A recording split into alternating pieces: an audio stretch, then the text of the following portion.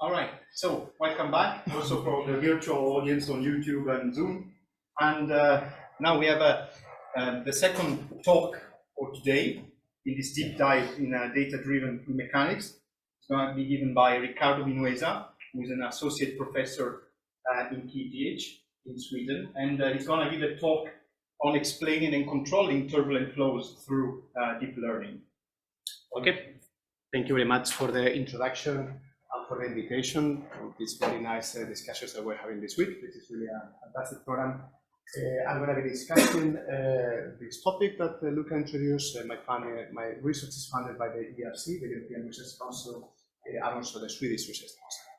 So the idea, this is a motivation slide that we borrowed from Airbus.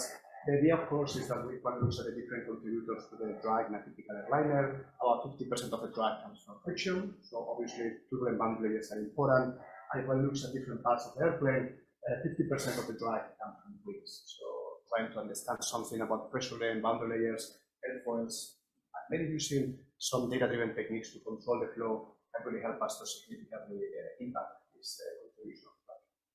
So talking about machine learning methods, historically there have been a number of applications. Over 20 years ago, Petros with the model of the near world region of a channel with neural networks. More recently, everybody in this room with great contributions, inflow conditions, sub-discrete modeling, range modeling, also applications to teams, specific for neural networks, and ideas of flow control.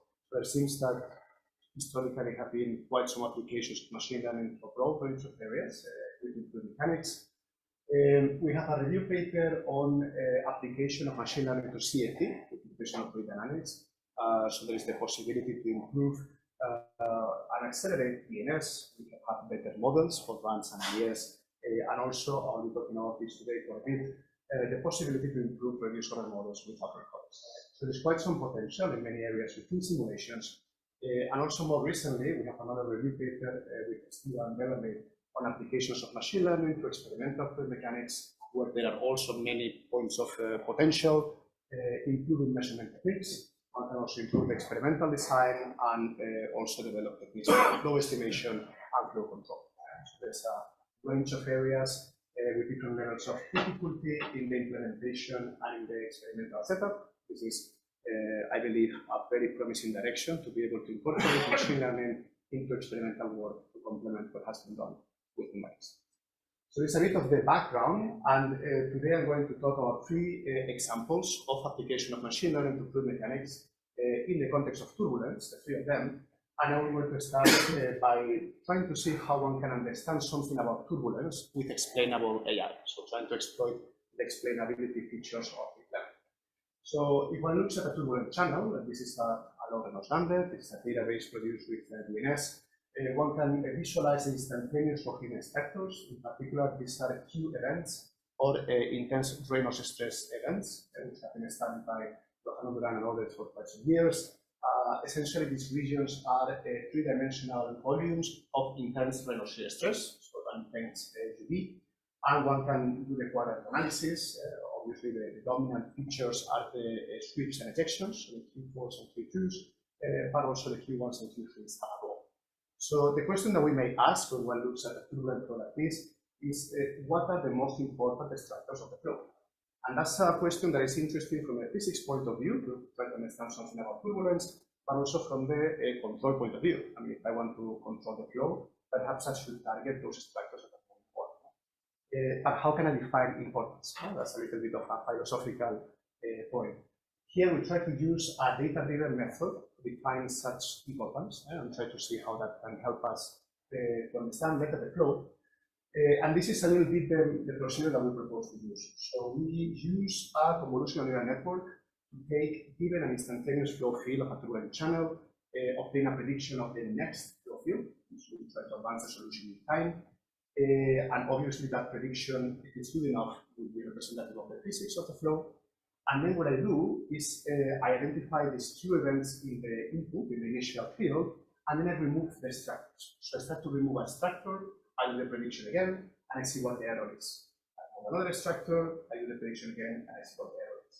And this is done more systematically and in a more robust way with the SHAP framework. It's a game theoretic algorithm, which is basically the sharply additive explanations, which in a nutshell, that's what it does. It starts to remove elements of the input and try to assess what is the impact of those input features on the prediction which is out. Okay? So that's a little bit how we want to define importance. For us, importance is impact on the prediction and basically impact on the flow features in the future flow. So to make that prediction, we're going to use convolutional neural networks. This is an example of a 2D prediction that we published some time ago with Luca Bostoni. Convolutional neural networks they have been discussed in this program. They're very good at exploiting the spatial information in the data. So obviously, the coherent extractors, one can try to get some insight with these convolution operations. The first layers are going to be identifying simpler features of the flow.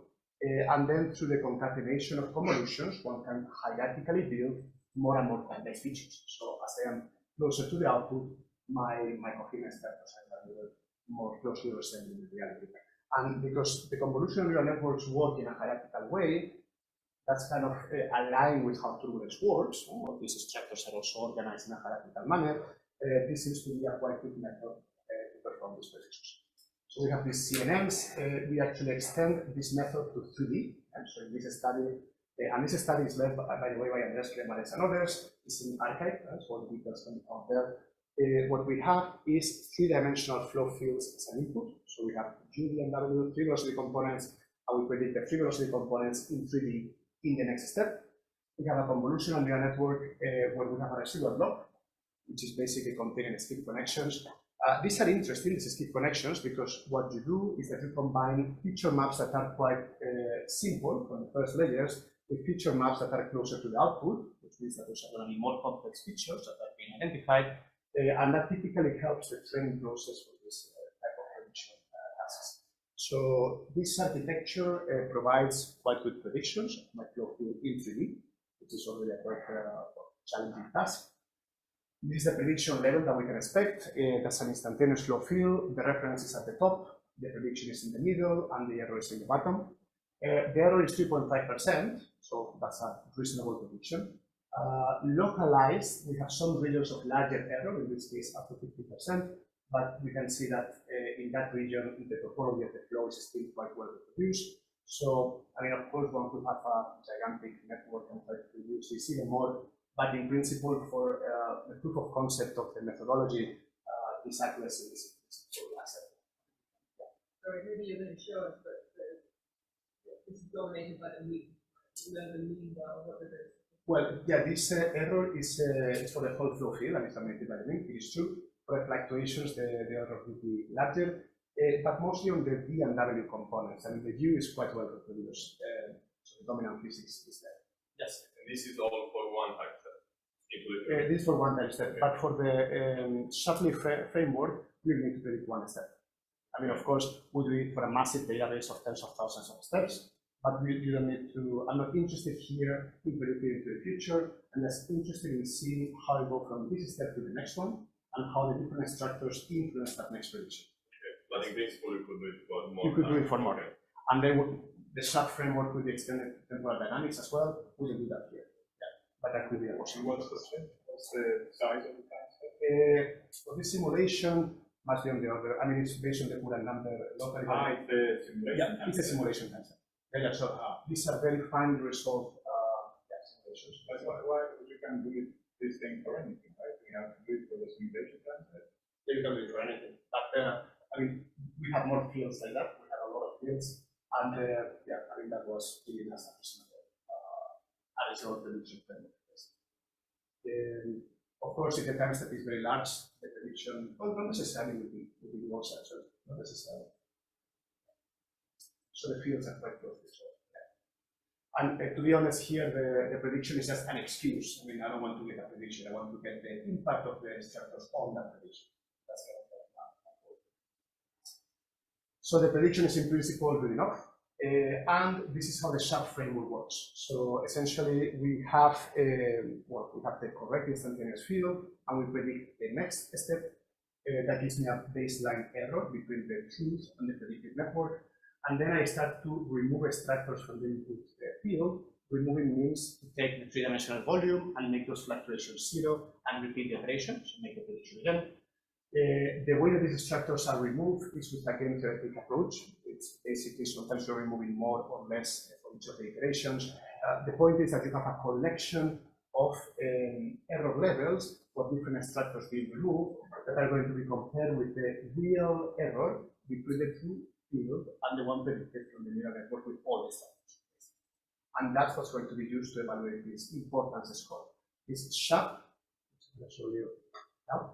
The SHAP values are what we call the importance scores. How critical is the presence of that extractor to have a good prediction? So how critical is the presence of that extractor for a flow? And the key of this method is to take a linear function which is going to represent the error between the true data and the predicted one. Okay? So this G is a function of these Q's. These Q's are binary variables containing 1 or 0, so presence or absence of that extractor. And these SHAPs, these pi's, are what we call these weighting coefficients are the importance scores. These are the SHAP values. So essentially, if I remove all the extractors from the flow, I will have the largest error, pi 0. If I start to add extractors, then the error will decrease. So in this example, all the SHAP values are going to be negative.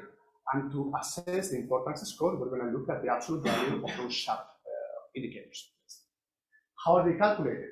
Well, basically, I have a mean square error loss function between this f hat, this is the true error between the prediction and the truth, and this G is a linear model of that error, that linear model here.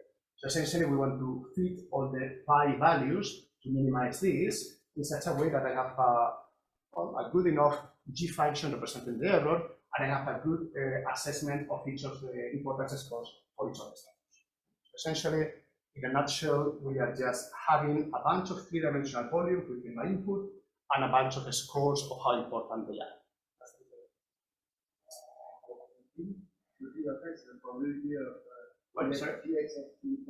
This one, yeah. So this is a good question. This is a variable that defines the game theoretic part of how many extractors are being subtracted each time.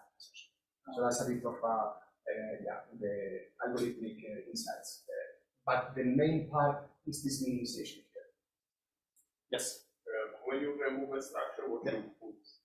Zero fluctuations. Zero. Yeah. That's why all these phi values are negative, because if that extractor is added, the error is going to decrease. So then when I define this error, this term, when it's present, is going to contribute to decreasing this difference. And therefore, when we analyze now the importance scores, all of them will be negative. We need to look at the most negative. The most negative are the most important stuff. But if you had like an approximation of the mean in those points that you're removing, and that would work the same. It's like it's your choice what to put instead of the structure that you remove, or is. Well, I mean, I think it's convenient to use zero fluctuations because you want to effectively see the direct impact of that on the error. If you put something else, you have to renormalize all the SHAP assessment, and it might get a little bit cumbersome. I think this is the most straightforward way to assess the importance. The divergence? No, the importance. I said the importance. It's the importance of each of the steps. No, the divergence when you do these things in the solver, right? Then I start with the divergence. This is done in post-processing. This is done in the post-processing step. So the simulation is run. I have a bunch of snapshots. I make the prediction, and then on the data that is already obtained and simulated, that's what I can do on this case, so remove the steps. So I don't need to re-simulate that. I lost my actor. You do a step with everything, you get something. Yeah. Then you go back to the previous step, you remove fluctuations. And I use the CNN to make the prediction. I don't rerun the simulation. Yeah, or we can, well, let me know. It is unclear. It's all done on a post-processing step. So I think you're doing well. The CNN is trained earlier, but then it's being applied. Exactly. The same CNN that is already trained now is used with a different input where that extractor has been removed. So the error will be that. But the CNN has a problem in the divergence then, or not? The CNN has a problem with the divergence. Well, the CNN doesn't see the flow that you have here is not physical because you remove an integral part of the flow. But to me, I'm not interested in getting a physical flow. I'm interested in seeing the importance of that volume on the error. So these fields are not gonna, the fields that you obtain when you remove parts of the input are not gonna be physical, but that's a point. I want to see how important those things are to make it physical. But even before that, you report very high errors even for one time step like that. Well, because I mean, it's a very high error locally in this region. No, but it's still one time step, right? Yeah. That looks like an enormous error. About 3%. Just for one time step. Oh, 3.5%. No, but his goal is not to predict the future, right? So My goal, I mean, one can have a much bigger network and reduce this error even more, but my point is not to have a really perfect prediction. My point is to really see how changing the I input. understand that, but even before you start removing things, Yeah. when you input the whole thing on the previous time step, for it to go to the next time step. I mean, that error will be larger when you start to remove. I know, but even before this error is before you remove anything. Right? Exactly. Yeah. So that's the part I'm very surprised about, because you don't even need to do any adaptive POV or anything. Even linear POV may do much better. I'm not so sure. I mean, these are quite large fields. This is a lot of data points. This is not for the three-dimensional. But if you use a certain number of nodes, you can capture most of it. I don't understand why you're letting the mean in there. What do you? I don't understand why you're letting the mean. Well, the training is done with the fluctuations. The training is done with the fluctuations. This is reported with the whole flow field, just to visualize. But the training is done. Sorry, I asked this before. I think I misunderstood the answer. The 3.5 is on the fluctuation field. The 3.5 is based on the whole field. So it's bigger. But anyway, maybe you have a bigger point in the end. Yeah, I mean, we can of course discuss it in more detail. I mean, here I think the point is not so much about the prediction I itself. understand that, but even before you remove, I'm surprised that it's so high. I mean, we can compare nodes and see what one would get with POV. I mean, these are quite high dimensional with the three lossy I components. guess we've got to benchmark it. So. Yeah, we need to benchmark it. That justifies the discussion. So we can look at it. It's a matter of comparing. But anyway, the idea is given a prediction with a certain level of error, which maybe is not too high, maybe it's not too low, you are able to assess the importance of each of those volumes to that prediction. So having that, one can look at some of the results. The idea is that on the left, I'm showing you the sub values for each of the types of Q events, so sweeps ejections, inward and outward interactions. Obviously, and again, the sub value will include in absolute value. 60% of the structures are sweeps for ejections, and 90% of the sub is from Q2s or Q3s. So this is something that we know to some extent from classical injection, of course, the very big importance of the sweeps and ejections, but here we have that, let's say, on a more data-driven way, to assess that importance. If one looks at the importance per unit volume, which will be this column over here, sweeps and ejections are still dominant, but the relative importance gets slightly increased, because of course Q1s and Q3s are quite small, so if one normalizes their importance per unit volume, the relative contribution gets higher. But the idea is that, as is expected, Q2s and Q4s also in this metric of the sub are responding. Good. So what type of structures are present in the flow? If we color the structures by key type of Q event, so the colors here are different types of coherent vortices or coherent structures. Of course, this type of structure here would be a large attached Reynolds stress event, a large attached Q. This is an ejection in particular. We also have a smaller, medium-sized, either detached or sweeps that are attached of a smaller size. So this is the type of three-dimensional volumes that we can expect from our analysis. And so we have different types of Q events, which we can now color by the sharp value. So now more negative means more important. So these magenta are going to be the most important structures. And as we can see from the previous results, the large well-attached ejections are essentially the most important parts of it. For now, not a very surprising conclusion, but something that is good to confirm with classical use. If we look now at the This is sub, a wall attached injection. this is an injection, a wall attachment. What is the size there? So this will be the full channel. So this goes from wall to, well, no, that's not true. This is half of the channel, but it goes beyond the center line, as you can see. This goes beyond the center line. And this is what is it? This is the instantaneous Reynolds stress event. So regions of very strong GD.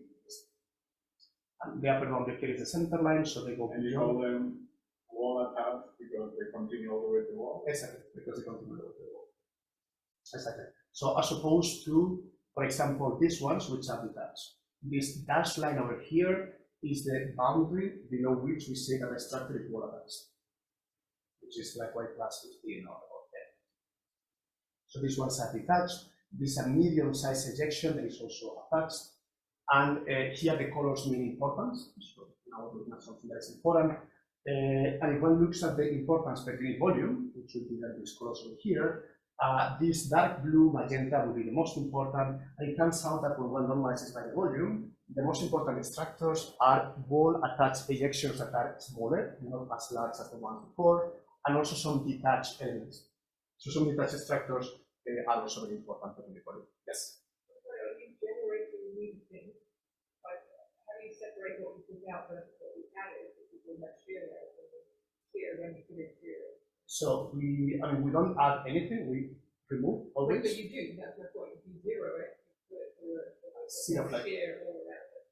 Yeah, so we don't adapt the flow around it. We leave the flow as it was before. Understood. So now where there was a gentle gradient, there's now Now there's going to be continuity. So my question is, does that generate new structures that weren't there in the original? so that's we don't resimulate. That's all No, on but you post. run it through the CNN. So on the output, I are you see your point. seeing Yeah. stuff that wasn't in the? You see that? That is a good point. And how Yes. important is that? We didn't analyze that in a lot of detail, but you can see here. So this is a structure where I removed. So this is an input field where I removed some stuff, and this is the predicted field with one with the structures missing, and it fills in something there. That's actually a good point. Yeah. And Where does that come in the shell? so this is purely a prediction step. So purely prediction. The shape would be in here, basically seeing how that structure has been contributed to the error of that prediction. And the error is, with respect to the true field. So the error has increased. This will be the prediction when one structure has been missing in it. This is the truth. And I would also have a prediction where no structures were missing at all. Having that information is what I can get a shot. I guess the question about the field, how do you know what was added versus what was taken away? You mean in the predicted one? Yeah. That's a good question.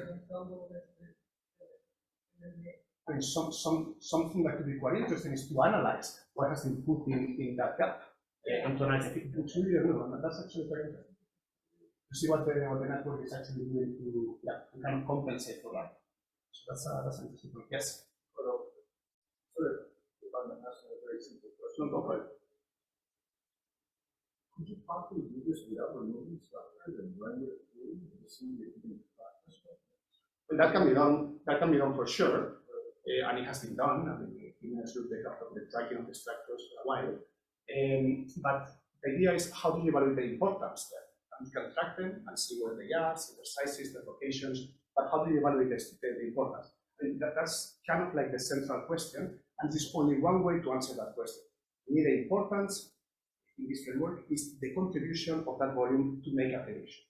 Is that contribution? I would agree with that. It's a linear problem you can remove, but the non-linear problem is a little bit difficult. Well, that's a good question. I mean, this method is very well established in computer vision. The sharp explanations to see what parts of the input image are most important. And one way that they get around it is that they somehow linearize the problem, no? by taking this estimation of the error, which is linear, and then minimizing with respect to the true error. That's kind of the established method in computer vision. Perhaps there's some refinements that can be done, but in principle, this is used. Related to Sam's question, but what about you back propagate? right? Anyway. Well, but you mean in the prediction, no? I mean, when you train, you need to vector operate. But you train in the true fields. You don't remove anything at that Can stage. you maybe make a connection with the gradient that comes for free, basically? Because the gradient will give you at least the first order, the most important weights. Well, and then in CNN, the weights are also structures sometimes. So that's so that comes into interpreting the feature maps, where one can, I mean, that's saliency maps, basically. That's another area in computer vision where they do these things. This in computer vision, this is usually a bit more robust, because here you really identify the regions of the input that are more important. No, with saliency maps, it's not always so easy to interpret. No, you know, the feature maps can be a little bit, but that's another approach. I think this one for me is better because you can really pinpoint, no, the areas of highest importance. But that's certainly a good point. More questions? Okay. So yeah, so we were here, and we were basically visualizing different types of structures with different levels of importance or importance for a given volume. And of course, the ones that are most important in the volume are typically these smaller ones that are the ones. Okay. Now, let's try to analyze a little bit what these things are telling me. No? If I represent the sub value as a function of the volume, well, there seems to be a quite nice correlation. I mean, it makes sense that if I remove larger structures, I'm going to have more error. So in principle, that's a bit intuitive. But if we look at this per unit volume, so I represent the sub value per unit volume as a function of the volume of the structures, then things are not so easily correlated. No? Then suddenly, specific to the volume of the structure, the larger ones are not necessarily the most important. This would be the largest structures, which certainly have a very high sub per unit volume, but the most important structures are here, in this red region here. And those are the ones that, as I mentioned before, are usually sweeps and ejections that are smaller, and even some inward interactions are found in this region. So it's not always the structures that you expect to be the most important, the ones that have the highest sharp per unit volume. And of course, there is a quite broad band of types of structures in this region. Now, another question that one could answer, or one could wonder at this point. I'm looking at the structures that concentrate the Reynolds shear stress, right? So what if I calculate the contribution to the Reynolds shear stress of those structures? And maybe that's an easier way of assessing the importance. So on the right panel, I'm plotting the sharp value with respect to the contribution to the Reynolds shear stress of each of these. In principle, there is a quite good correlation. So it's true that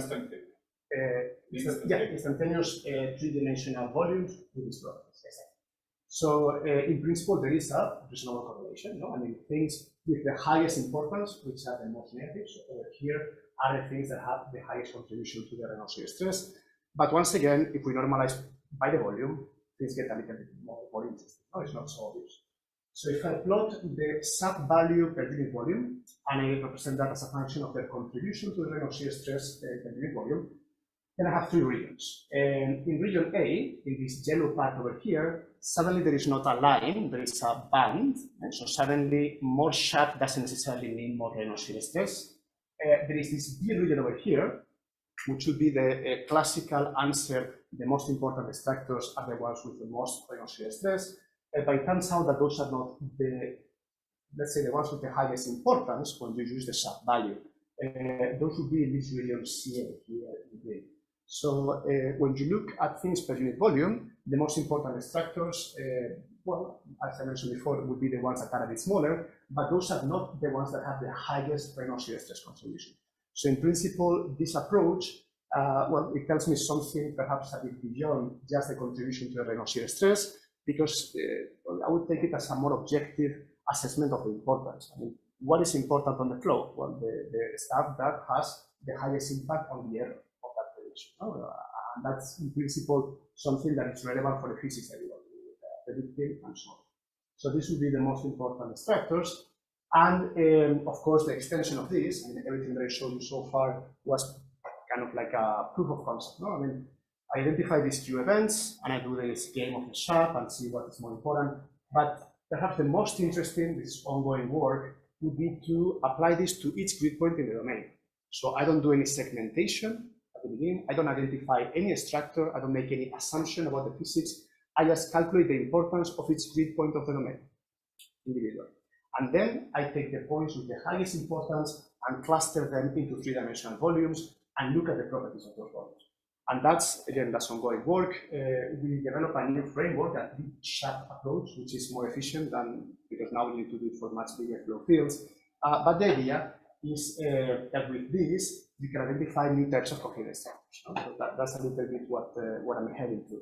You don't need to assume anything about the Reynolds stress being important, the vorticity being important, but more the regions with the highest sharp value are probably the ones that are most.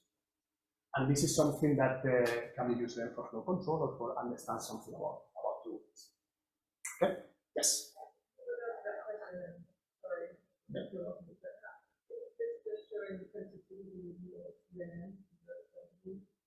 Yeah.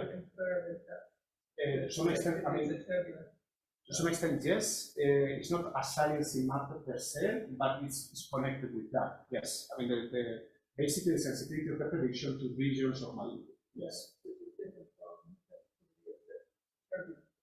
Yeah, of course. I mean, if you had a perfect prediction, 0% error, that would be it, of course. I mean, it would be more closely. And if you incorporate the temporal dynamics, if you had a full, so this is kind of like a starting point, basically. But I still think it can tell something about the flow. But I fully agree. I mean, the key point would be then incorporating also temporal dynamics. So doing this for several flow fields and that you can advance. Yes. Yeah, I mean, that you combine a CNN with a transformer, maybe, or some other architecture that will come up with in a couple of years. I'm just saying that you need to be robust in how you set up that. Yeah, I mean, you need to make sure that the errors are not off and that the different parameters on that should be the same. in principle, yes. How do you validate the prediction of the ESM, CNN, sorry, it's good? Especially the DNS. But you train the CNN in the full field. You don't have label data. Yeah, I have label data. So I have the whole partial. No, I have the whole database, 10 to 20,000 snapshots. Then you do the typical thing of validation, training, and so on. And then I know with all the structures in my input what the next step should look like. And then I make the prediction, so I know how good I am. But you don't know if your prediction after removing one of the structures is good. But that's the point, because that prediction is worse. That's what I use to compute my sharp values. Because you know what the prediction should look like with all the structures, and when you start to remove structures, you use that reference to calculate the importance of the prediction. But maybe the prediction is wrong. Well, the initial prediction, you know how good it is, along with all the structures, because you have the reference yes. Right? But the prediction without the structure will also be drawn slightly differently. Yes, but that's what the sharp tells you. Maybe you do the DNS is out that structure, you get a different result. Yeah, for sure. But if you do the DNS without that structure, then you get something that complies, that satisfies the Navier-Stokes equations. Yeah. Yes, you don't. Yeah, I think the last your second last statement is my statement. Why don't you do that without the problem? Yeah, because then it would not be, I mean, that's a possibility, sure. But then to identify those regions in real time, something that we thought about doing was to actually controlling the flow, learning or some other approach, to eliminate those structures that have the highest importance as a mechanism for flow control. Because then you will hopefully optimize now that inhibit the mechanisms of fluids. What would be Ferrale? Where you were taking two structures out. Well, yes, but in that case, it was about reconstruct. It was about filling the gaps. It was about reconstructing, right? So they were using GANs to basically, you have an observation, you will make a blank region, and you will reconstruct that blank region. So in this case, it was about filling the gaps. No, I don't think you were doing it. I don't think you were doing it. I don't remember what you were. I think you were just taking out a piece of the flow, and then you were trying to see how replacing it with something else that was like earlier. Then I'm not sure. Then you were trying to see. Then I'm not sure, but that could also consider something. Yeah, my question is, so So you can do this with any kind of predictor of the next time step. Yeah. And then the second one is regarding the fact that the smaller, like you have a high importance per volume when you remove small regions. Yeah. Wouldn't that also be the fact that if you remove any small region, then the CNN changes a lot the output? Yeah, but but try like removing random regions without something informed by your criterion and see how much. so that's basically what I propose to do here. Okay. To do it for each grid point individually, remove each grid point individually, and then cluster the regions with the highest impact on the result to identify new types of coherent structures. Yes. But actually, it's not the case that removing a small region necessarily will give me a high sharp, because as you see in the figure with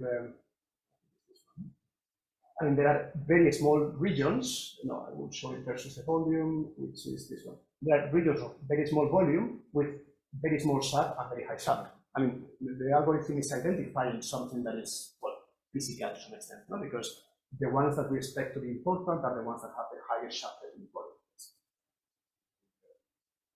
But you have no way of comparing it, what it actually identifies as important is actually important. You have no way of comparing this with some other measure of importance.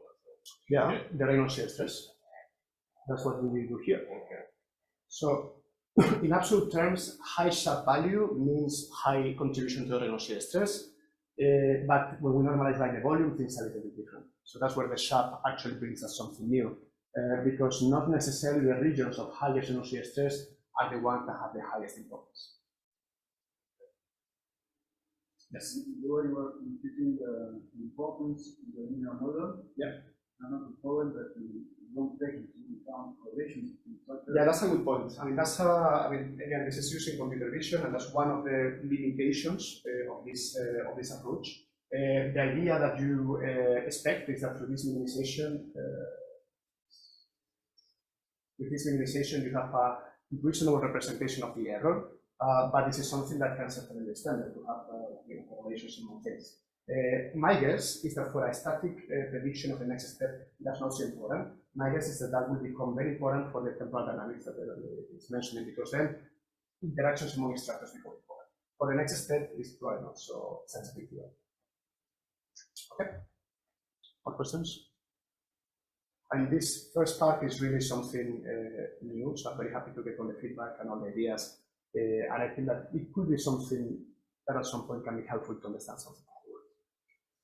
Okay, so that was the first example. Okay, in the second example, I'm also going to be using other encoders. So that's something that has been already been discussed in the past days.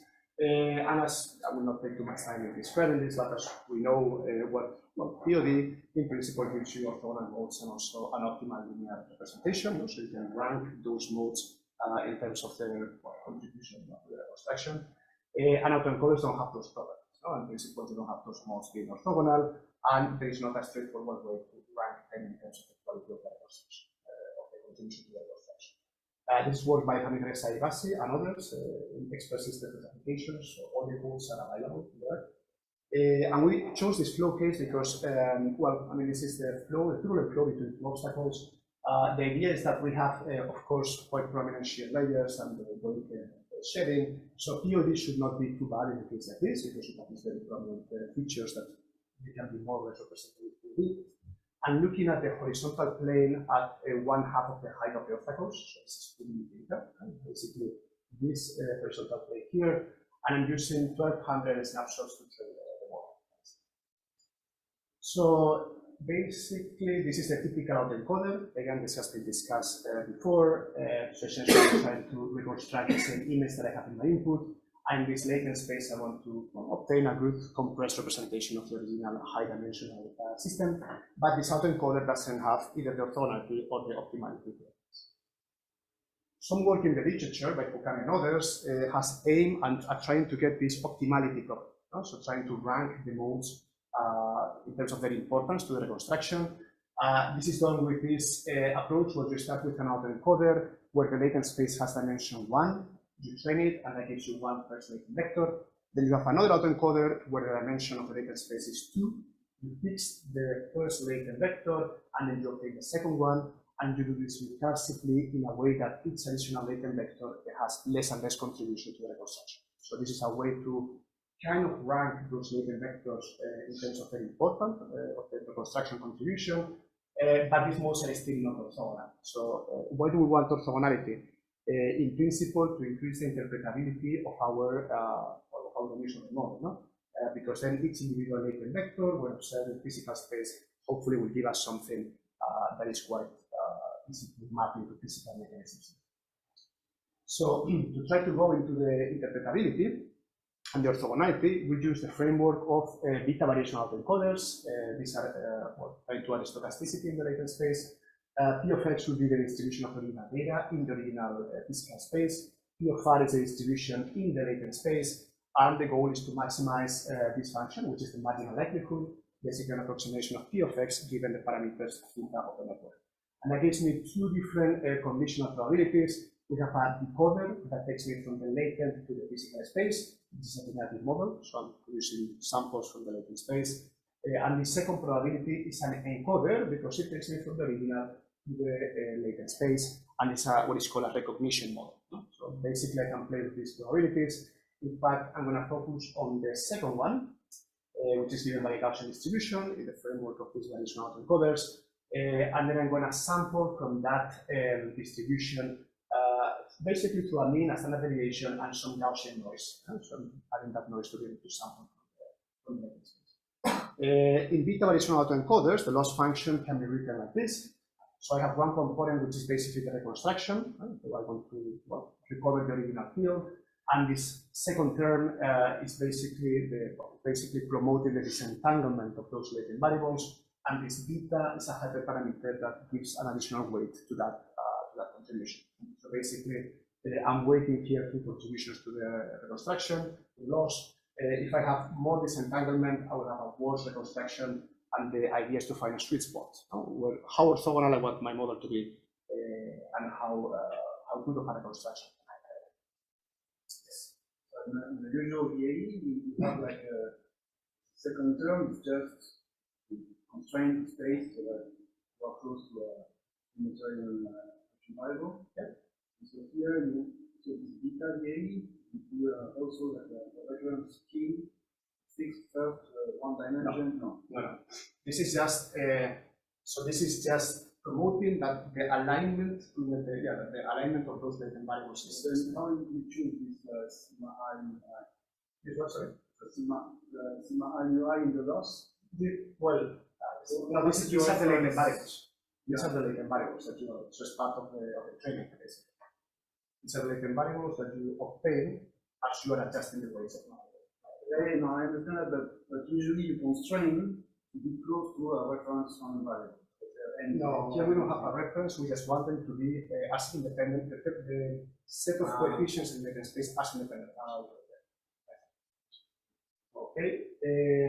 So with this, this is what the decoder and the encoder look like. I mean, my latent space has a mean, a standard deviation, and then this noise that I'm injecting. And the idea is that I can try to use this to produce compressed representations of the flow. So this is what the flow looks like. This is the reference. These are instantaneous velocity fluctuations. And then on the right, I'm showing you reconstructions with 5 modes. On the bottom right panel, I have POD. So 5 POD modes will give me 32% of the energy. And then the 3 other encoder-based approaches will give me around 90%. Of course, the beta variation autoencoders is slightly worse because I'm adding also the orthogonality there. But if we zoom in here on the right, I have some details of high and low speed between the two obstacles, which are missed by the POD, but the 3 autoencoder approaches are able to more or less construct. So the idea is the autoencoder being nonlinear, it can really exploit those nonlinearities to encapsulate into fewer modes much more because the content, as you would have with the POD. So that's about how good the reconstruction is, but I also want to see how orthogonal, how disentangled those latent vectors are. Right? Of course, POD has 100% orthogonality. If I look at the determinant of the cross-correlation matrix, I can get an idea of the orthogonality. Basically, I want the terms outside the diagonal to be 0. The beta variation autoencoder gives me over 99% orthogonality, so that's fully orthogonal, fully independent modes, and then the hierarchical and the normal autoencoder are much less disentangled. No? So in principle, with the beta variational, I can actually get a quite disentangled latent representation. And here I'm looking at the effect of the hyperparameter beta on the reconstruction and the orthogonality. So the reconstruction gets worse as I increase beta, and the orthogonality gets higher. No? So it's about finding that sweet spot. Of course, when I increase beta, I also have more zero variables in the latent space. So it's a very high beta will give me a disentangle, but also a quite parsimonious representation in the latent space. And like this, I can actually get well, something that is suitable to my predictions. This is what the flow looks like, and the different modes look like. So on the second column, I'm showing you the first 5 theory modes. What I have, of course, the first theory modes are reflecting the shear layers and the shear in the wake. The third and fourth columns are the normal autoencoder and the hierarchical autoencoder. These ones give me basically high and low frequency noise. And so in principle, there's not so much that can be interpreted from a physics point of view here, although these modes are actually, they're very good at compressing the data, but not so much at extracting physics. And if I decode the latent variables and plot them in physical space, what I get is this, no? For the beta variational autoencoder with 5 modes, well, it seems that in physical space, they resemble the theory modes with additional frequency content. No? So these nonlinearities enable me to identify, in principle, some features that are observed by the theory, but with additional frequency content that come into probably at the end of the spectrum of the theory. So that's why we can get a quite compact representation with the autoencoders. And this algorithm here allows me to rank the latent vectors in terms of the reconstruction. So in principle, I can get not only the orthogonal modes, but also a set of modes that are well, sorted in terms of their importance to the reconstruction. But everything so far is about the compression, no? Basically, how can I compress the data in the latent space? If we look at temporal dynamics, and this is something that we talked about a bit yesterday in the panel, I mean, we use a transformer for that. So basically, I have my physical flow, I encode it, I have my coefficients in the latent space, and I can advance those in the latent space using a transformer. The idea of the transformer is that it can find correlations in the time series that are not necessarily sequential, which is aligned with the multi-scale character of turbulence. And that's how things look like. I'm using 16 steps to predict the next one, and D will be the size of the latent space. Okay? So my input is 16 times D. I go into an embedding, so I apply a fully connected layer here, basically rearrange the data in such a way that it's more stable for the next steps. I have the positional encoding, which uses sinusoidal functions to identify the position of that sample in the whole time series. And then the transformer blocks, which are then in charge of finding those nonlinear correlations in the time series. Using keys and queries, I'm trying to really refine those correlations. And at the end of the day, well, we have a cellular prediction function, which is what is used in NLP, and our output would be of size 1 times 3. You know, 1 predicting one step, and D would be the size of the latent vector in the next step. And this is also an archive, and the codes are available as well. This, in principle, we applied this case for a flow around one obstacle. So this is not a 2 obstacle, this is 1 obstacle. And we compare the transformer-based dynamics with the LSTM. So we try to advance the solution 1 step into the future. In the next step, the LSTM has 74% reconstruction and the transformer 84%. So there is better prediction for 1 step. If I advance the solution 50 steps into the future, the LSTM degrades the predictions much more quickly, only 30% of reconstruction, and the transformer has 76% reconstruction for that step with the better prediction. So it seems that with the transformer we can preserve some of the accuracy additionally well, and of course there's much more investigation to do that. Okay. So this is about the use of the models using autoencoders and transformers. And then the last section of today is turbulence control using deep reinforcement learning. And again, I'm sure Petros has introduced reinforcement learning extensively, so I don't have to explain so much. Just very quickly, an agent which would be the neural network is interacting with an environment, which would be the CFD solver, through actions, and we are interested in doing flow control. So those actions will be the actuations that I have on my flow. Those actions change the state of the system and also provide a certain reward. And the reward will be a measure of the quality of those actions under a certain norm, because we want to minimize the drag, and in particular, we're doing a channel flow, so we want to minimize the Worley stress. The reward will be 1 minus the Worley stress over the uncontrolled Worley stress. So the idea is to define a policy pi such that, given the state of the system, I can find the actions that maximize the reward in the long term, maximize the drag reduction in the long term. So this is what the flow setup looks like. This is work by Luca Bostoni, this is the European Physics Journal, and again, the codes are available, and all the data is available as well. The idea is that we consider an open channel flow at Reynolds tau 180. The reason to do an open channel flow as opposed to a full channel with the two walls is that the dynamics of the large scales is slightly simpler in the open channel. So there's perhaps a slightly simpler problem. And we consider two domain sizes. So we consider a full channel where all the scales are resolved, and also a minimal channel, just to try to simplify the dynamics and see how the controlling will perform in this case. The baseline of control that we have is the opposition control. So opposition control, for the ones who are not familiar with it, is a quite effective control and quite simple actually. So one measures the velocity, the V fluctuations at y plus 15, typically, that's the reference plane, and one imposes at the wall a vertical velocity which is equal to that velocity multiplied by minus alpha. So alpha is typically set to 1. Long story short, if you have a positive fluctuation in the near wall region, you blow down at the wall, and vice versa. It's a bit of a naive concept of trying to attenuate the turbulence fluctuations by opposing them directly with a constant. But it works reasonably well. So we will have that as a baseline.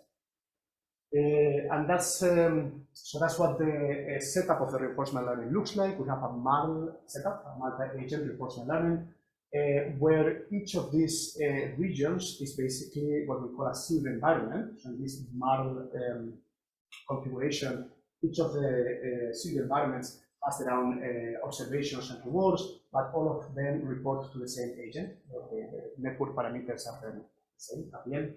And the advantage of model with respect to a single agent reinforcement learning is that these agents work collectively to maximize the reward, as opposed to individual agents trying to maximize independently and maybe not achieving the overall objective that one can achieve in this way. So the observation, the state of the system, would be the velocity fluctuations in U and V at y plus 15. The reward is measured at the wall, and that's, as I said, 1 minus the Worley stress over the uncontrolled Worley stress. And the actions which are decided by the agent will be the velocity at the wall. No? So blowing on action with a certain magnitude that is decided dynamically. So the idea of reinforcement learning is that you can dynamically adjust to the flow, and as the state of the system is evolving, you can hopefully find an actuation that can cope with that evolution. So these are some details about the DRL setup. Our control is bound from minus U tau to plus U tau. All the actors have the same policy. We have quite fast actuation, so delta T plus is 0.6, which means that we have almost 2 actuations per viscous unit, just to be able to try to act on the smallest scales. And we have 1,000 actuations per episode. So that's a little bit kind of like the details of our DRL setup. Again, everything is on the paper. And these are the results. So the results are quite promising. We first train our agents in the minimal channel, because the dimensionality is much lower and the physics is simpler. The reinforcement learning gives us 43% drag reduction, whereas opposition control only 26%. So in principle, one can outperform significantly the classical baseline solution for this. And what we did also was to take the policy that we learned in the minimal channel and apply it in the full channel, try to see when the physics is more realistic, what happens. Still, this is lower than number, it's at 180, but in this case, the reinforcement learning gives me 30% drag reduction and opposition control, right? So we are still able to outperform the baseline. well, trying to actually achieve an interesting potential for drug reduction. Probably if we didn't cap the actuation and enable larger values of the velocity of the wall, we might reach even more drug reduction. But given this expense of the actuator, this is the best that the proportional can do. And to kind of circle back to the quadrant analysis, we looked also at the flow. So on this is the germ probability density function. On the horizontal axis, we have the U prime. On the vertical one, we have the P prime. So we're trying to look at the quadrant distribution. The top panel is the uncontrolled case, where, as we can expect, the dominance is on the Q2s and the Q4s. So that's what we expect in a tubular flow. The opposition control is trying to shrink this distribution. The opposition is the second panel. But as you can see, the Q2s and Q4s are still dominant. So the control flow is not so different from the standard tubular flow. And in the last panel, we have the DRL that leads to a significantly different flow rates. Right? I mean, in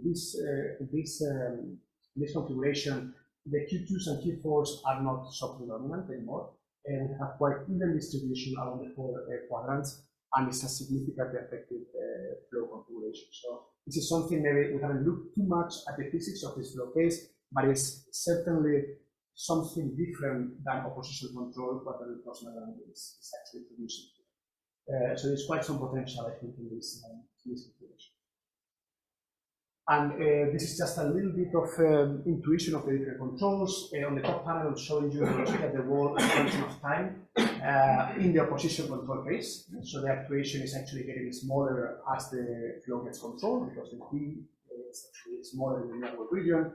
And at the bottom, I'm showing you the actuation in the DRL. It looks like a two-step control. I mean, I'm going quite rapidly from the mean into the maximum actuation, almost like a bang-bang control. Perhaps increasing the range of control value of allowed velocities at the wall, one could get something even more refined. But in principle, this is what the control is trying to do. Okay, and that's it for today. To wrap it up, we talked about using SHAP to try to find explanations in turbulence. We talked about autoencoders and transformers to obtain reasonable models, and also deep proportional learning to try to devise strategies for flow control. All the codes are in our GitHub repo, so you can always get there and find all the data, and we're always happy to collaborate and discuss more. Thank you for your attention, and I will take more questions now. Thank you. Okay, thanks, Ricardo. Is there any question for Ricardo? So in the second problem, you were trying both autoencoders and variational autoencoder. Yes. Why variational? So why is Because the variational allows me to impose to try to find a disentanglement in the Layton space. The normal, which you do it also with autoencoder with the method you were explaining, no? the method that I was explaining is for the variation. You could also put the beta in Yeah, exactly. to balance the. You can also do that, but I mean, But it means little more in the DDE. It means something more definite. So can you explain that? and I would say that from a probabilistic point of view, you really have that disentangled representation there, no? I mean, in the Layton space. So yeah, I mean, I would say that it's more. Interpreting the Layton space as random variables. Yeah. You are able to enforce that condition in a more natural manner. That actually shows that it's a tempered Bayesian. So, but it's still shaky, but you can imagine that. Thank you. I have a couple of questions, but I start with one. So it's a bit naive, but what is orthogonality in a nonlinear series of transformations? We had a discussion already. Yeah, we discussed that. Is it statistical orthogonality? I mean, I would say it's a statistical orthogonality. Or is it orthogonal basis? Yeah, I mean, we've been thinking a bit about it. I mean, I would say it's a statistical orthogonality in the latent space before you do the nonlinear decoding, basically. The latent space is something curved, right? Yeah. Because the way I think of latent space is something curved, and so you don't have a global basis because it's curved. So every point will have a different set. I would say there's some connections and with it can be orthogonal, but it's local. Yeah. For us, this is global. if I'm not mistaken. I would say this has connections with the work by Mike Graham on this Atlas, where they can really find this. Sure. And I think it goes in that direction, where you can actually find those geodesic distances to get orthogonality there. I mean, I haven't done that, but I would say there's some connection with that. Because I'm playing also with things that, So it was, I think, it is more statistical, but it would be nice to see that basically in the latent space, spectra. And of course, analyzing the latent space is not very straightforward. I mean, Exactly. It's a very active area of research, and something to maybe look at together. And the second question is the sharp. I mean, because you time match for one small time step here, which was the DNS resolution, so the time step.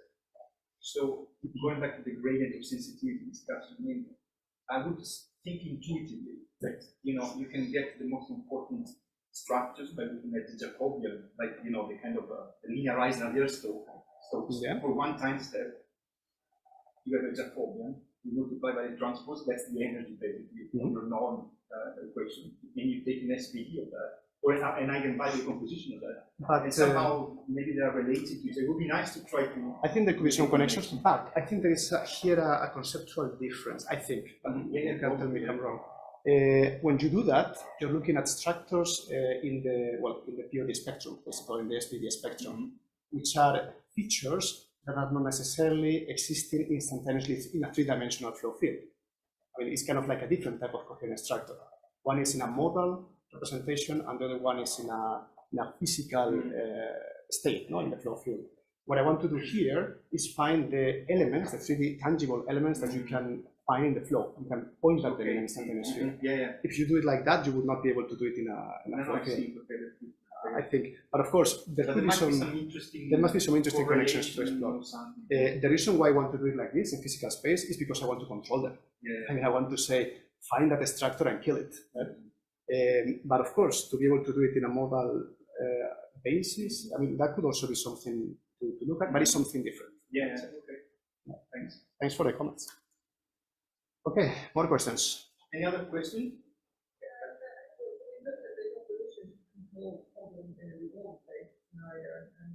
Sorry, I didn't hear you.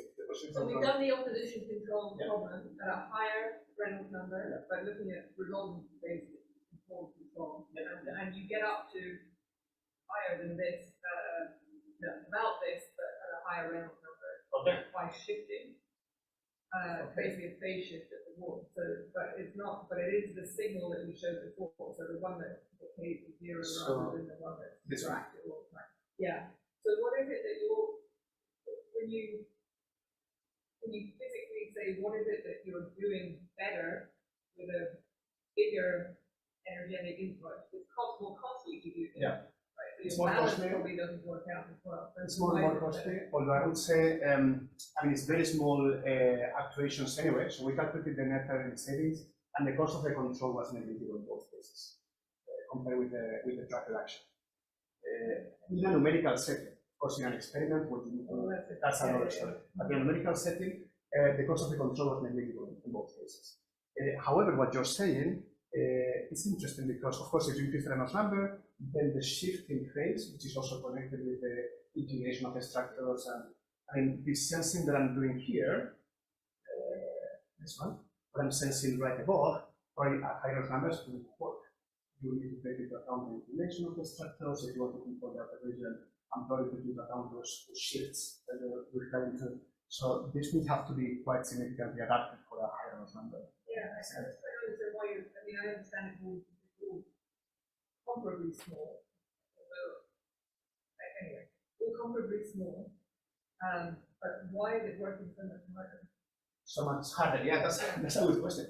I think we visualize the flow in the control case. And what it's trying to do, I mean, the opposition control is trying to minimize the beats, right? The beat fluctuations. That's what it's trying to do. More or less successfully, but it's trying to get a minimum beat. And looking at this, what you get is a nearby region that is less intense, but we still have the same features. We still have the minimal channel one street that is still, active and is still moving. But in this case, the streak is almost stabilized. The streak doesn't really move. So you see that with the fake. Okay. Okay, but I'll that's, show you after. that would be very interesting. I would like to look at that paper, especially because of the high Reynolds number. Yeah, it's not massive. So what is the Reynolds number more or less? Okay, okay, but that's, now we're trying to, now we're trying to do this at 360. Yeah, So okay. if you have the data, I will be very happy to look at it. Yeah. But I think that's, looking at the videos of what the control is doing, you can really see how the street gets completely stabilized. I mean, the flow is not running as well as there's something happening. But compared with the opposition, it's much, much more stable. Yeah, that's what it is.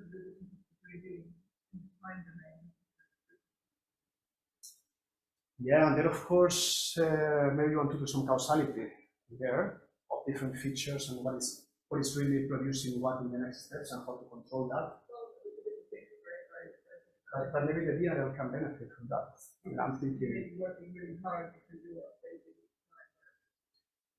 it could be. It could be. I mean, we try with larger, because this is delta T plus of 0.6, so of course it's a very rapid adaptation. With larger delta T's of the order of 10, 20, the learning will not be so effective. But it might be that somewhere in between there is a better. How often do you active? Do you remember that? Every year. Okay, so then it might be similar to our. Okay, I'll be happy to look at it. Yeah. Because the actuation signal is long, like a line. Yeah. Very, very connected. Oh, yes. And it's also B at the wall. Yeah, we should compare notes. Okay, more questions? Yes? Ricardo, I think it would be fairer to perhaps compare the drag reduction intensity saving divided by the input, right, or the ratio. Because it looks like the amount of force and movement for the two changes are different, right? It's kind of difficult for me to just look at this and say which one's working better.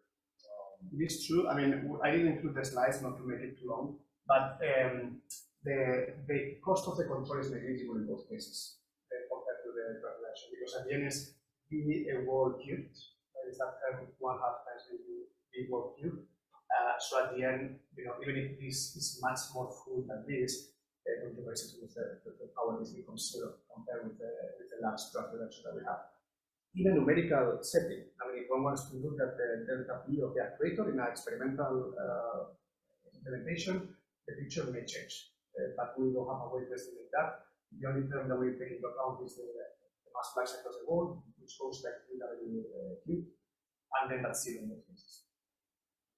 The rapid time call change is something that would be nice if you get rid of it, right? And my question to you is, are you able to relax something in your city so that you won't have to make separation, so you can put that signal that's slightly longer than time? Yeah, so one can do several things.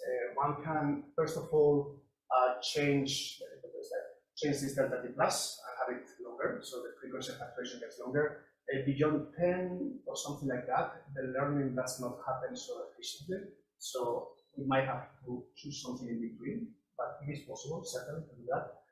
Of course, one can also, another thing one can do is in the reward, introduce the cost of the actuation. So suddenly your reward is not the drag reduction, it's the net energy saving, and then you take into account the effect of the control. You kind of promote that the control is a bit less active, let's say. So that's another thing that we are starting to look at. And then, of course, the possibility of having a wider range of actuation. It might be that clearly the control is trying to go to larger values of the actuation. So it might be that it reaches a regime there where it doesn't need to change so quickly. But I have to say, I mean, when looking at the control flow, it effectively stabilizes the space. So it is doing something more or less reasonable, but we still need to do quite some work on understanding what the flow looks like and why it's doing that. Yeah, thank you for the question. Okay, more questions? Okay, no more questions. All right, so let's Thank you. thank Ricardo once again.